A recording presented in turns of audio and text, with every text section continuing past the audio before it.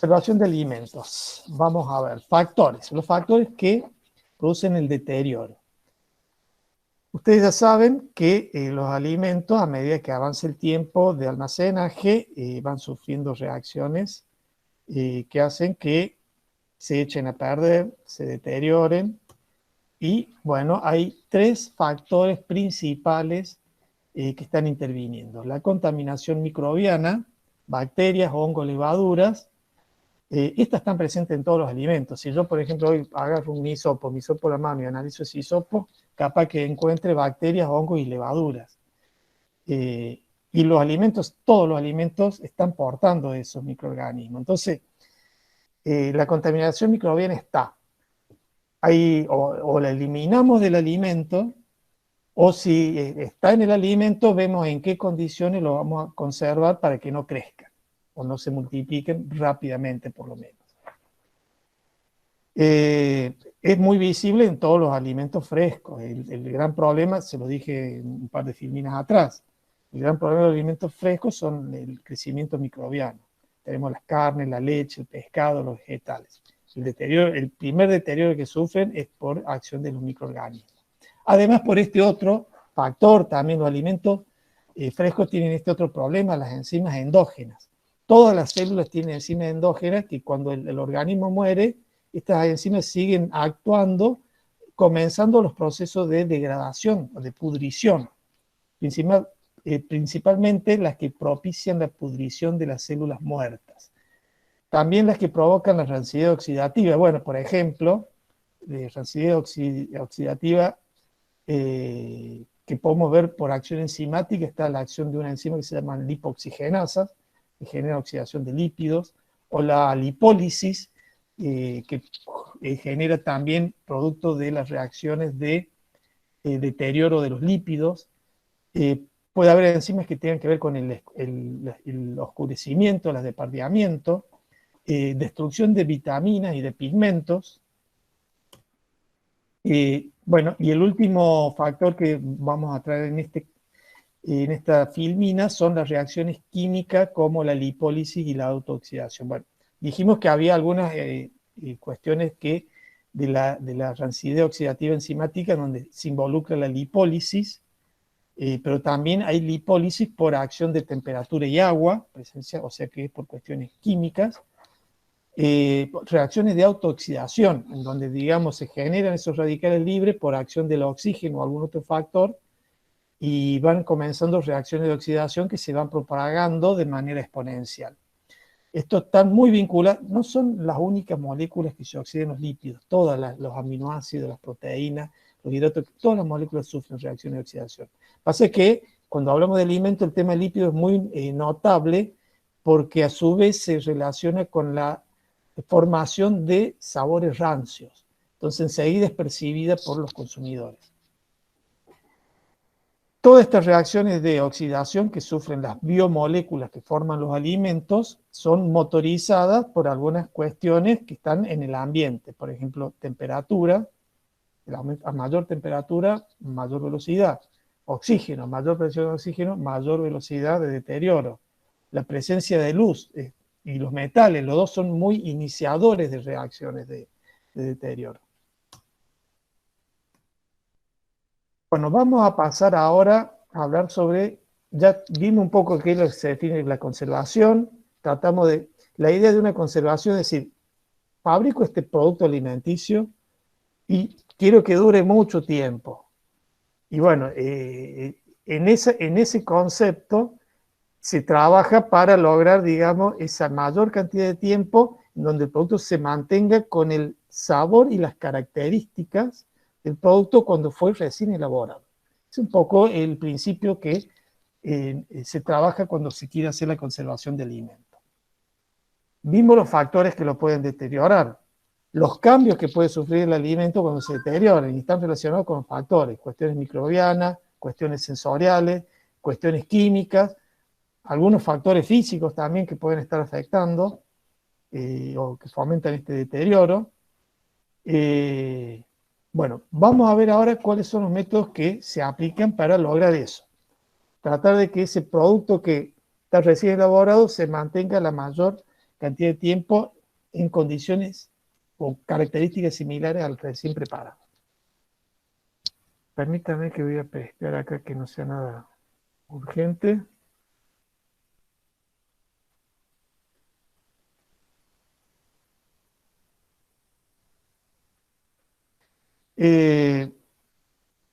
Bueno, para controlar o frenar los procesos de deterioro se utilizan sistemas de conservación basados en principios físicos, químicos y biológicos. Vamos a trabajar con 3 grupos de principios para la conservación. En cuanto a los físicos, bueno, acá tenemos, por ejemplo, los empaques. Acá hay todo un capítulo impresionante en los distintos métodos o materiales de empaque o métodos de envasado para lograr la conservación de alimentos. Ya el tema del empaque lo está protegiendo. ¿Está protegiendo de qué? Del ambiente, eso primero. Segundo, que no entren microorganismos. Entonces ya de esa manera estamos limitando con el empaque esos dos factores de protección que le estamos dando al producto. El calentamiento, esto está empleado sobre todo para, por un lado, para preparar el alimento y darle las características sensoriales, que puede implicar un proceso de calentamiento. Pero por otro lado, estamos aplicando el calentamiento para matar microorganismos. O también desnaturalizar enzimas que generan deterioro. La refrigeración, bajar la temperatura, está la refrigeración y el congelamiento. Son 2 métodos que al bajar la temperatura inhiben el crecimiento de microorganismos o frenan también la acción enzimática que genera deterioro. Y también la velocidad de las reacciones químicas.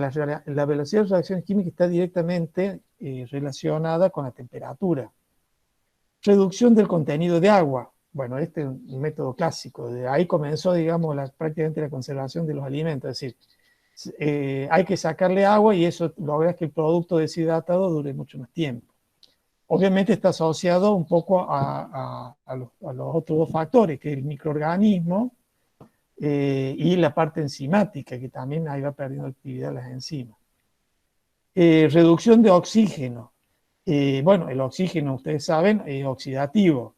Las radiaciones, que también inician procesos de formación de radicales libres y de reacciones oxidativas. La pasteurización como un método también relacionado al calentamiento para eliminar microorganismos. Cuestiones químicas. Bueno, acá se pueden agregar conservantes, como por ejemplo la sal, el azúcar, esos son de los primeros que se emplearon. Ácidos, se pueden agregar ácidos o fomentar que microorganismos formen ácidos que ayuda después a la conservación del producto. El humo que genera, digamos, sustancias, cuando se quema un material, genera sustancias que son antibacterianas, antimicrobianas en general, o agregar otros aditivos que ya vamos a ir viendo cuáles pueden ser. Cuestiones biológicas, por ejemplo, las fermentaciones. Por ejemplo, las fermentaciones se relacionan mucho con la formación de ácidos o alcoholes que promueven después la conservación del alimento. Obviamente esos ácidos y esos alcoholes o todo eso que se agrega son productos que son comestibles y son seguros para los consumidores. Bueno, vamos a ver un poquito algunas técnicas tradicionales para la conservación de alimentos. Tenemos el curado. Esto es muy antiguo. El curado consiste en la deshidratación. 12.000 años antes de Cristo ya se aplicaba esta técnica, que puede ir acompañada de esa deshidratación por digamos, técnicas de ahumado y salado. Las dos, tanto el ahumado como el salado, las dos ayudan a eliminar microorganismos. El ahumado porque son sustancias antimicrobianas, el salado porque también altas concentraciones de sal inhiben y hasta, digamos, matan algunos microorganismos, y simultáneamente el salado también lo que hace, al pegarse la sal en la superficie del alimento, como se preparan, por ejemplo, algunos tipos de fiambres, lo que hace es, por presión osmótica, va tomando el agua de adentro hacia afuera y luego esa agua se va evaporando y así se va deshidratando más rápido el producto. Eso es el movimiento ese del agua, hacia el lugar donde hay mayor cantidad de partículas, en este caso las moléculas de sal, serían las partículas, que atrae el agua, eso es el proceso que se llama ósmosis. Tienen que haber visto bien en biología celular. Rubén, un segundo. Hay varios estudiantes que quieren ingresar. No los escuché. Gracias, Rubén. Ahí No hay vamos nada. a ver.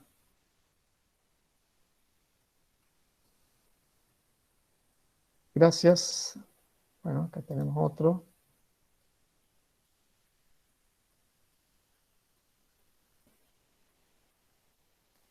Bien, entonces eso sería el curado. Tratar de deshidratar el producto y a su vez agregarle algunos componentes o digamos algunos químicos, ya sea por un ahumado o por un salado, un ahumado o un salado que hacen que, digamos, se mejore, inhiba el crecimiento microbiano y mejore de esa manera el deshidratado y la conservación del producto. Ah, por último, acá tengo, por no ir leyendo, me olvidé mencionarle los nitritos.